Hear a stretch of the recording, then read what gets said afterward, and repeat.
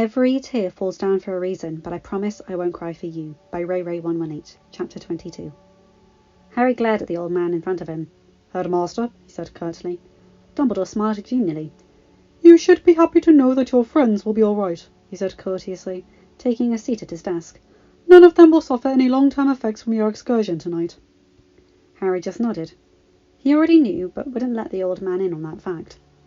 It would cause the headmaster to ask questions he really didn't want to answer, and he pointedly filed away the almost accusing words Dumbledore used, but didn't let them affect him, since he knew it wasn't his fault. He would be interested to see if Dumbledore was actually willing to punish the idiot responsible. Somehow he doubted it. Ginny's growl in his head told him that his girlfriend had caught the accusing statement as well, and she wasn't happy. Dumbledore sighed.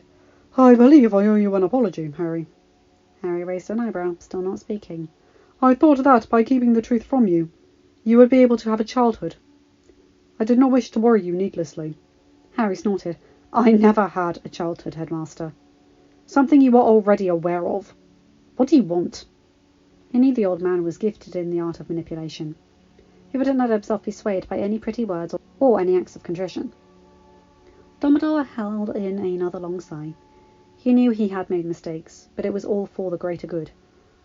Do you know why Voldemort lured you to the Ministry tonight? Harry nodded sharply. He didn't lure me anywhere. Malfoy threw a portkey at me, and that's where I ended up. They wanted me to retrieve the prophecy. Dumbledore couldn't completely hide his shock. I see your guardians have already informed you of the situation. Harry shrugged. Just that there's a prophecy about me and him, and he believes in it. They don't know what it said. He neglected to mention that Snape had shared with him the first part of the prophecy. Dumbledore nodded and flicked his wand at the cabinet off to the side. His pensive floated out and landed on his desk. Dumbledore reached up to his head and withdrew a long silvery strand, depositing it in the ornate bowl. I think it is time I shared with you the reason Voldemort went after your family all those years ago. Harry grimaced. He wondered if the headmaster meant it to sound like he was the reason his parents were dead. You see, the record of the prophecy at the Ministry isn't the only one. It had been made to someone, and fortunately for us, that person was me. The misty replica of a woman he knew quite well as their divination professor rose up. Her glasses magnified her eyes, and she was draped in her shawls. She looked just like the overly large glittering insect he had imagined in his first divinations class. When she spoke, her voice was not dreamy and mysterious, but harsh and low. It was a tone he had only heard once before, at his divination final exam at the end of his first year. The one with the power to vanquish the Dark Lord approaches. Born to those who have thrice defied him, born as the seventh month dies, and the Dark Lord will mark him as his equal. But he will have a power the Dark Lord knows not, and either must die at the hands of the other, for neither can live while the other survives. The one with the power to vanquish the Dark Lord will be born as the seventh month dies. There was silence as the image of Trelawney sank back into the pensive. Harry couldn't say he was surprised. He had known it would be something like that, especially with the way Voldemort kept coming after him. He would have time later to think about the words, but right now all he wanted to do was see his friends and make sure they were all right. Is that it? He asked, his voice neutral. Or is there something else you feel a pressing need to share with me at this time? Dumbledore blinked and frowned slightly. I felt it was time that you understood what happened 14 years ago. Harry glared. No, you thought that sharing this information would earn back some trust. But you don't seem to realize that all you are doing is driving me further and further away. He took a step towards the door, wincing slightly as he put as little weight on as possible on his injured leg. You're not evil, Headmaster, but you've made far too many mistakes for me to ever trust you again, no matter what important information you share with me. The greater good is a grand idea, but you can't seem to remember that we're real people, not chess pieces, and that's what makes you so dangerous. Any more conversation was cut off as the door to the office banged open. Harry turned around quickly and sighed in relief to see Minerva arrive. Dumbledore was a little worried as his deputy walked in, but hid it. Minerva, I am so glad you are all right. What is Harry doing here? Minerva cut him off sharply. He should be in the hospital wing. As you told Amelia, you were sending him. What could possibly be so important that you would ignore his obvious injuries? Dumbledore gestured widely. I needed to speak with Mr. Potter about things of great importance, Minerva. Surely you can understand. He was cut off again as Minerva slapped him across the face. Harry was momentarily shocked, but then he grinned. Minerva didn't wait for the headmaster to recover and quickly turned around and gestured for Harry to join her. He did so, wincing as his legs sent shooting bolts of pain throughout his body. Minerva let out a hiss. "I can't believe the nerve of that man!" she muttered as she held on to him to keep him from falling as they limped down the hallway to the infirmary. Her own arm was almost numb by now, and she knew she needed assistance just as much as Harry, but he was more important to her. He grimaced, but didn't say anything as they headed towards the hospital wing. "Harry!" The teenager in question looked up quickly and felt relief course through him as he caught his friends all there. Neville was occupying the bed closest to the door, while Hermione was next to him, and Blaise next to her. Luna was sitting on the edge of her boyfriend's desk, while Ron and Ginny occupied seats between Hermione and Neville's beds. Hermione was unconscious, but the rest were all alert and relieved to see Harry entering the room. Minerva wasted no time in depositing her charge in the closest bed, while Madame Pomfrey descended, clucking angrily. The anger only increased as Minerva told her what the headmaster had done.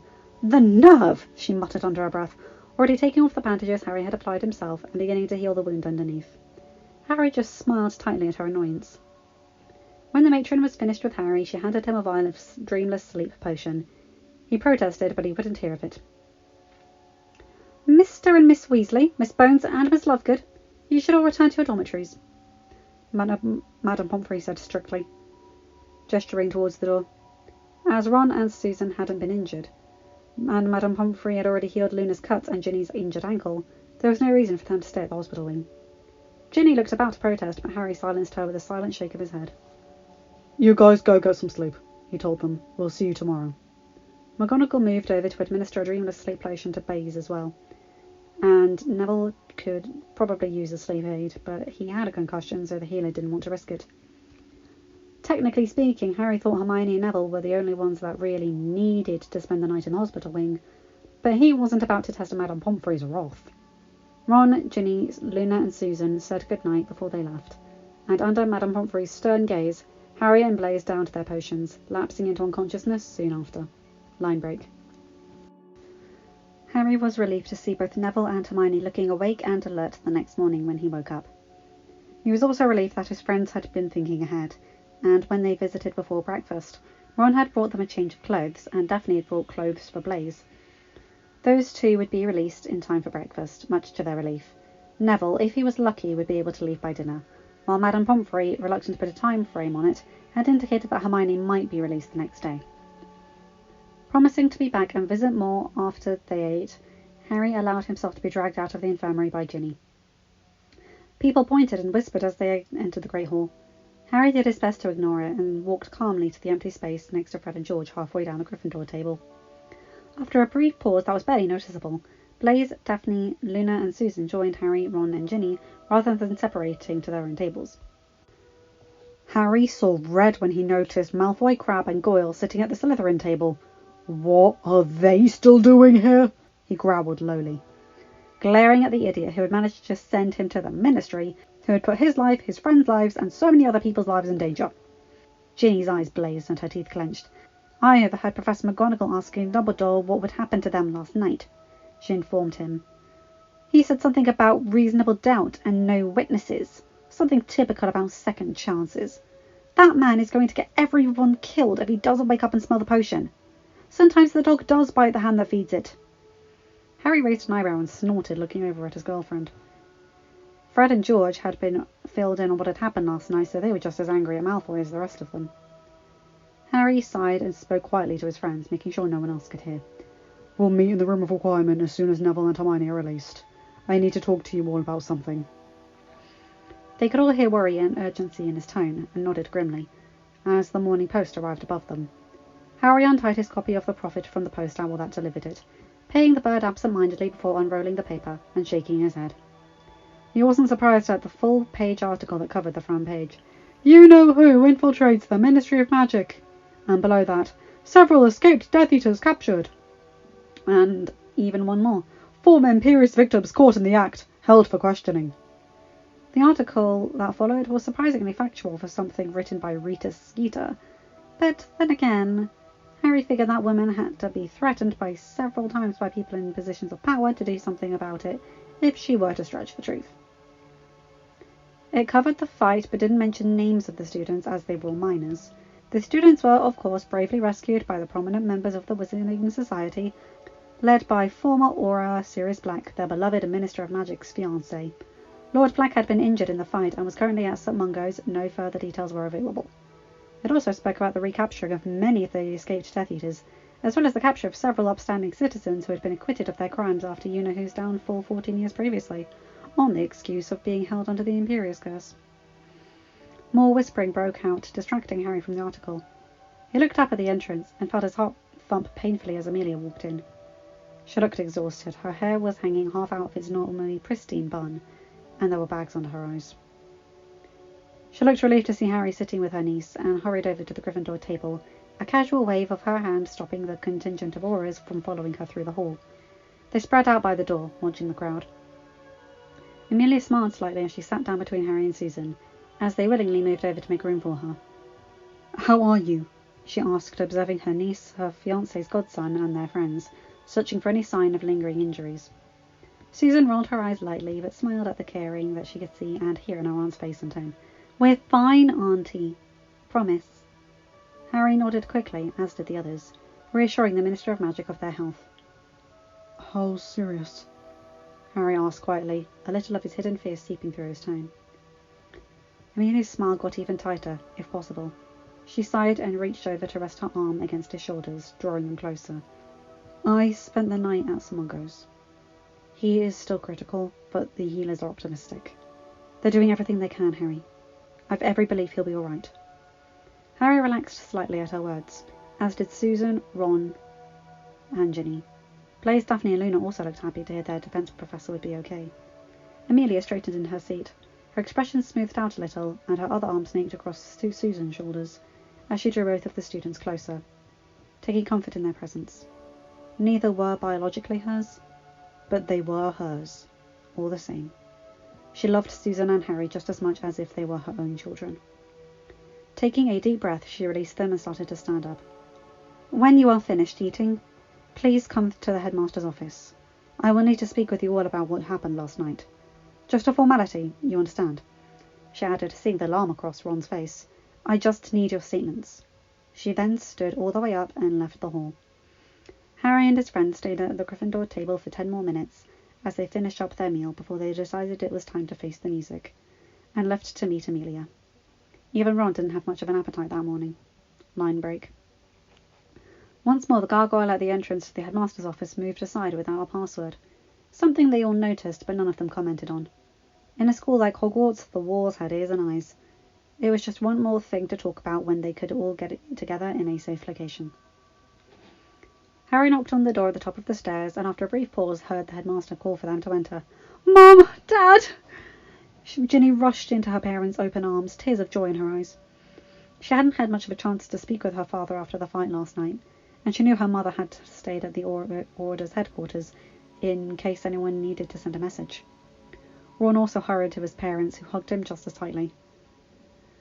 Harry watched with a smile on his face, which only widened when Arthur gestured for him to join them. He needed no further invitation and quickly went over for a hug. Looking around the room as he stepped back, he noticed the faces present. In addition to Molly and Arthur, Minerva was there, as were Amelia and Kingsley. Dumbledore was seated at his desk, a small smile on his face that gave away nothing. Amelia cleared her throat, nodding to Kingsley as the head Auror got out some parchment and a quill, ready to take notes. The meeting was straightforward. Harry told them what had happened, starting from his altercation with Malfoy in the hallway, through the fight with Voldemort, up until Dumbledore sent him back to the school. The other students' accounts were similar, though less detailed, and soon enough they were done. "What about Malfoy?" Harry asked, his voice even as he looked at the headmaster. Dumbledore sighed. "I am afraid, my boy, that without more witnesses I cannot do anything." Harry almost growled. "Nice of you to care." The sarcasm was so obvious a deaf person would have caught it. "Tell me, headmaster, how do you intend to fight this war if you just keep letting criminals roam free?" Dumbledore's eyes lost some of their twinkle as he sat up slightly in his seat. "Young Mr. Malfoy and his friends are just children. They can change. Harry snorted. And how is he supposed to want to do that, when all you do is send the message that he can do whatever he wants and get away without punishment? He shook his head. And people actually look to you to lead. He didn't think he could stay any longer without copying his guardian and striking the headmaster, so he simply turned on his heel and left the office.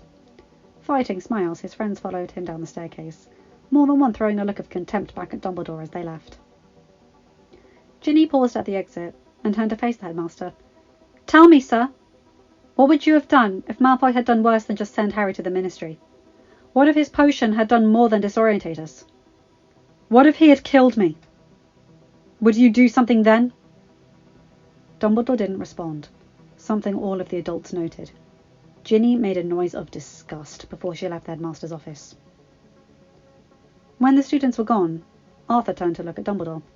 "I find myself curious, Albus." Though his tone was polite, there was a hint of steel behind the words that the headmaster couldn't help but take notice of. "What would you do if the Malfoy boy had killed our daughter? Would that be enough for you to admit that some people just can't be redeemed?" He didn't wait and simply led his wife in the direction his children had gone.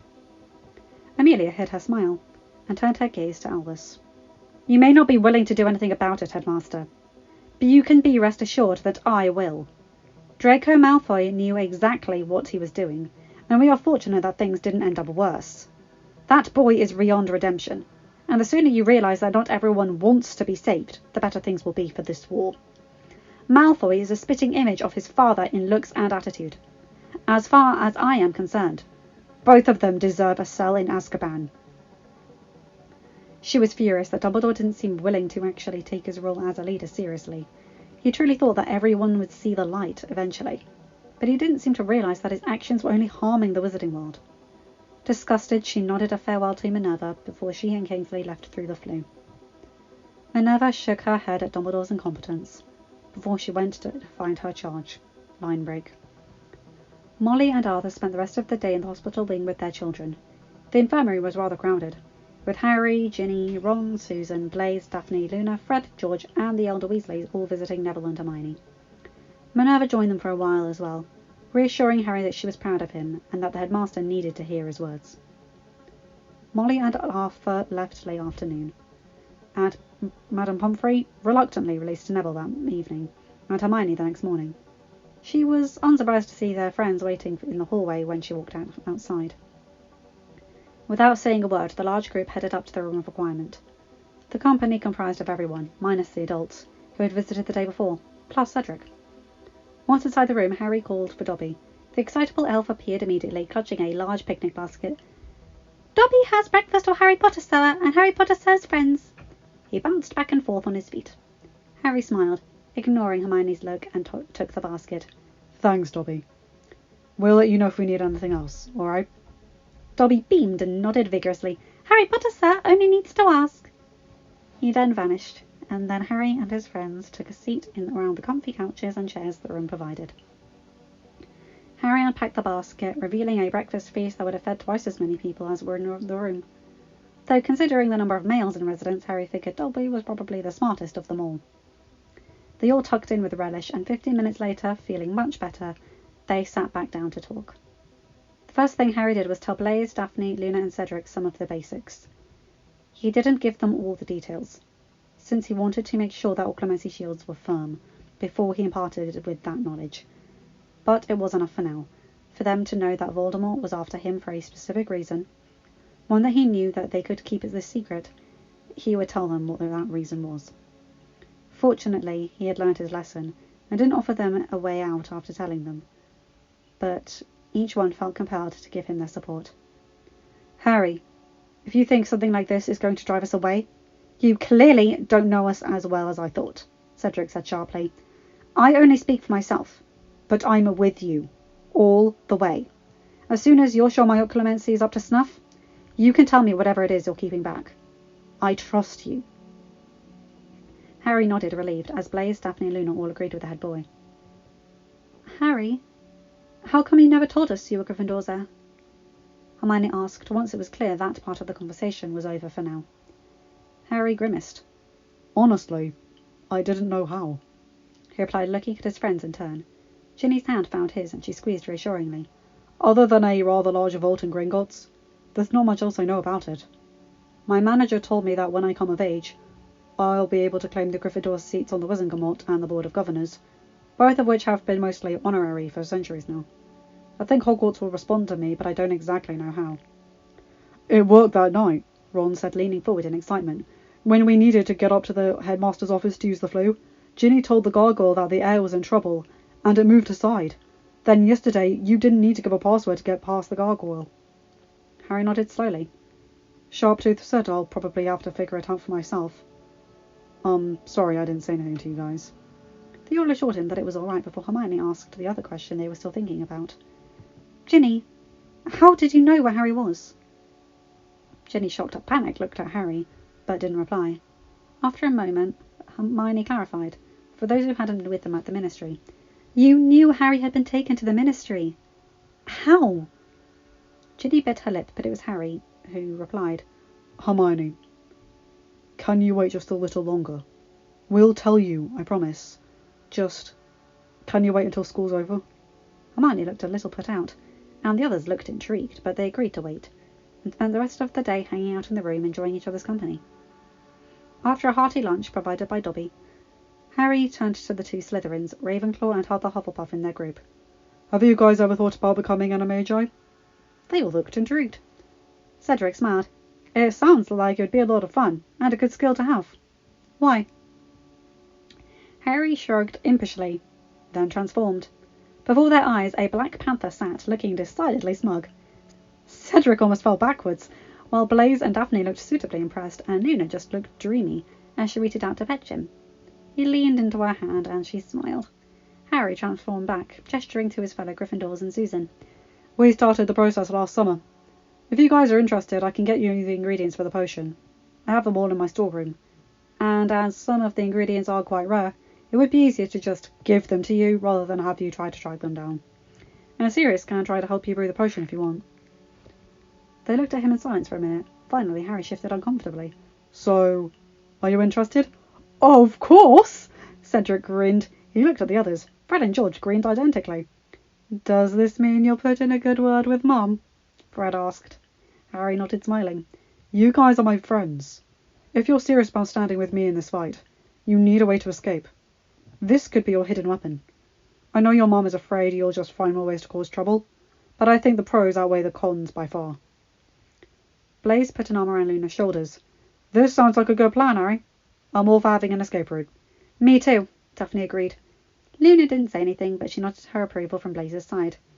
So you're all animagi? Cedric asked curiously.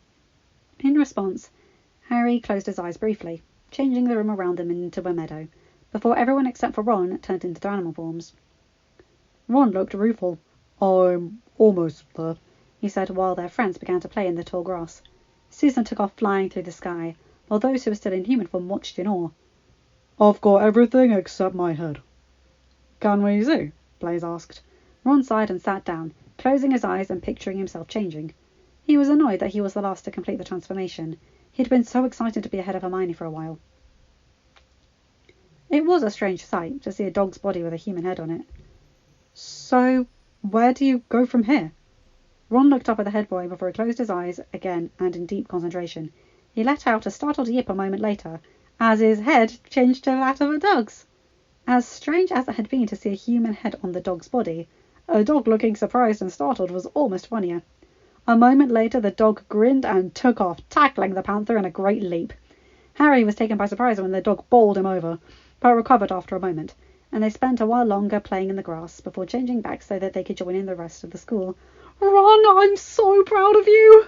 Hermione beamed as she hugged her boyfriend. Nice job, mate! Harry smiled at his best friend.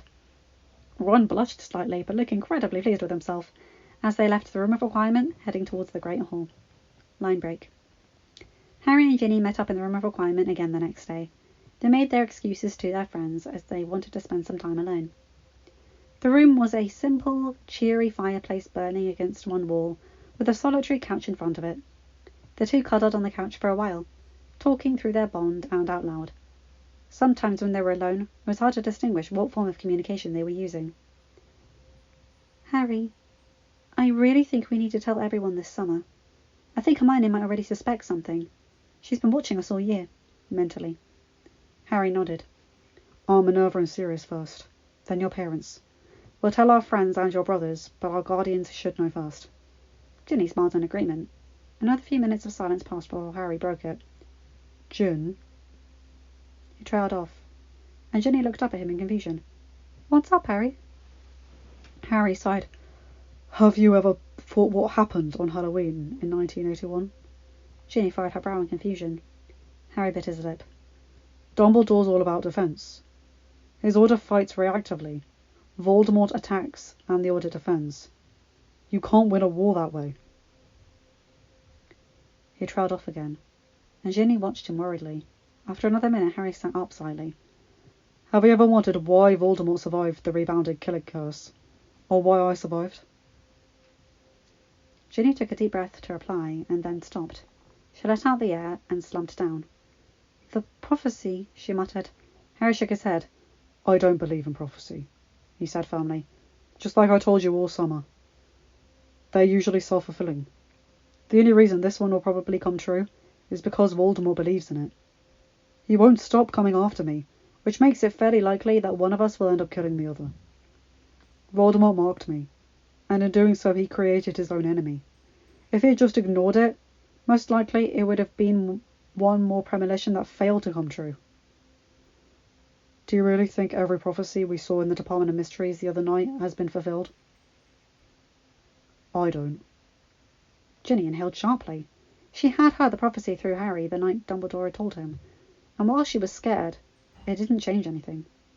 They already knew part of it, and they knew Voldemort had an unhealthy interest in him, just like Dumbledore. Though it was, at least they know that Voldemort's endgame was. Harry sighed. We'll have to do some research, he commented. And we should tell someone. Maybe Sirius, Remus, or Aunt Minerva? Ginny nodded in agreement. We shouldn't let too many people know, though. This isn't something that should get out. Harry bit his lip. Have you considered asking Snape? Ginny looked over, mentally. Harry, he's in Voldemort's circle. I know you trust him, but it's a huge risk. Harry reached over and encircled her in a light hug. I know, Gin. But he could prove useful. He knows a lot about the dark arts, and he's a master occlumens. He'd have to be to fool Voldemort.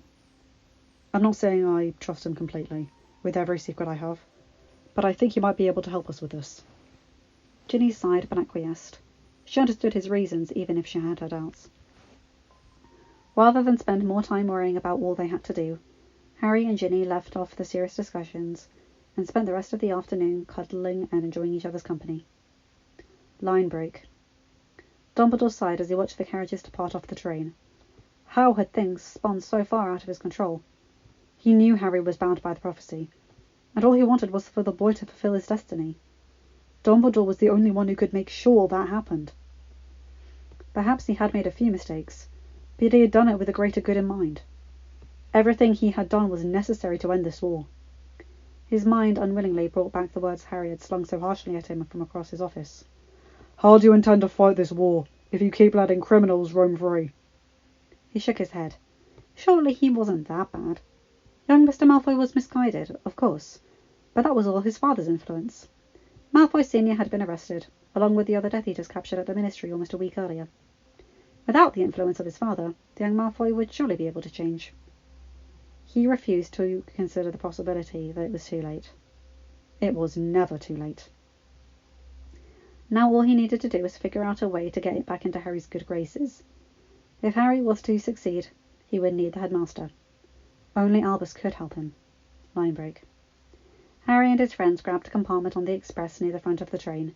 Cedric stopped by early on and promised to come back in a little bit. As there wasn't much room for all of them, Ginny sat on Harry's lap while Hermione did the same on Ron's, and Luna copied their positions with Blaise.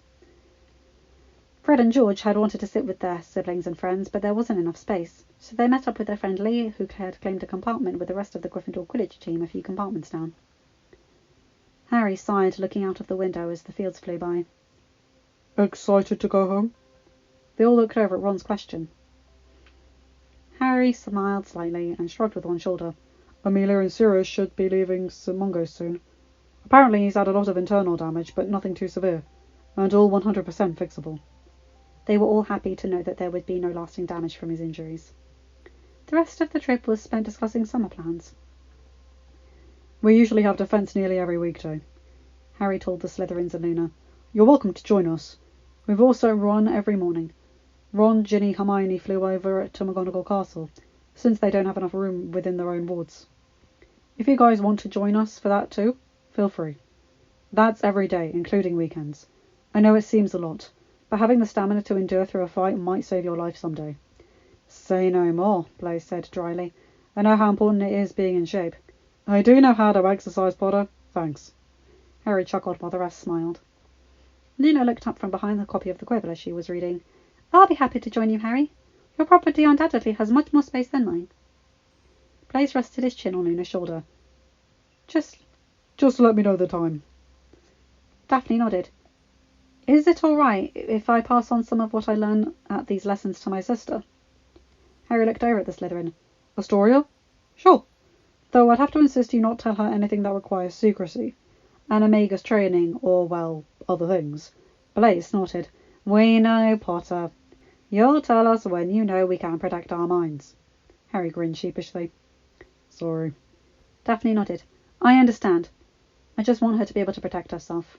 Professor Black was great this term. And you said you're learning from auras. We've all seen what you're capable of.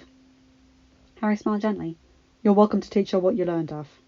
I've seen her practice in the DA, and she's got some talent. I dare say she'll pick it up in no time. Indeed, he remembered the plucky third year quite well. She had spunk, and he was reminded a lot of Ginny when he watched her take on opponents with fervour and vigour during their duelling practice in the DA. Soon enough the train rolled into London, and the students all departed. Cedric found them again as they were packing up their belongings to depart, and walked onto the platform with them. Shielding his eyes against the sun, he found his parents waiting off to the side. I've got to go, he said, looking at Harry, but let me know when your clemency tutor is coming, and I'll be there. Harry nodded. When do you start at the ministry? He asked. Cedric smiled. 2 weeks, he informed them. They all wished their friend luck as he left to go home with his parents. Blaise and Daphne left the group next, to find Astoria and their parents. Harry told them he'd see them tomorrow bright and early for a run. Luna gave her boyfriend a kiss before she followed Harry, Hermione, Neville, Susan and the Weasleys towards the familiar group he saw standing near the portal to the Muggle portion of the station. On questioning the blonde, she informed them that her father had asked Mrs. Weasley to bring her home, as he had to work. Harry received a surprise when they appeared near the group. Looking pale and tired, but happy, Sirius was standing next to Remus and Tonks. Sirius! Harry beamed, giving his godfather a hug. Hey, Pop. Sirius replied, returning the hug. Susan had a turn next, trying to put her relief and her joy at his recovery into the gesture. I'm glad you're all right, she whispered before pulling back. Mrs. Weasley fussed over them a little bit, tearing up over her now graduated twin sons. Fred and George rolled their eyes at her ministrations, but secretly they enjoyed it. Bill had joined his mother to pick up their siblings, and Fleur had tagged along as well. She said hello to Harry and Ginny, smiling widely as she felt their bond between the pair. Those two were truly unique, and she looked forward to seeing what they could accomplish. She was incredibly glad that they had trusted her enough to bring her into their confidence, and she would protect them with her life. Augusta was also there, as were Hermione's parents. We really should be going, Mrs. Weasley fussed, looking around anxiously. Remus nodded. Susan, you're coming home with us. Amelia will be coming for dinner, so you'll go home with her tonight. Susan nodded, looking around. So, where's the guard? She asked resignedly. Remus smiled. We convinced her you didn't need a guard for the short walk from here to the apparition point. Let's just not make us eat our words, okay? Keep on your toes. I doubt anything will happen, but better safe than sorry, yes? Tonks grinned, clasping her boyfriend's hand. And it's not like there's no auras present anyway. What am I, chopped a liver? Susan shook her head, but she happily followed the group as they left platform 9 3/4, heading for the wizarding portion of King's Cross. When they reached the section of the train station that comprised of several apparition platforms and fireplaces equipped with flue access, the large group of students said their goodbyes. Harry and Ginny drifted off to one side, while Hermione and Ron did the same a short distance away, as Mr. and Mrs. Granger watched, smiling. Harry bent down, giving Ginny a light kiss. I'll miss you, he said, his mental voice soft and loving. Ginny smiled. I'll see you tomorrow, she reminded him. Harry shook his head slightly.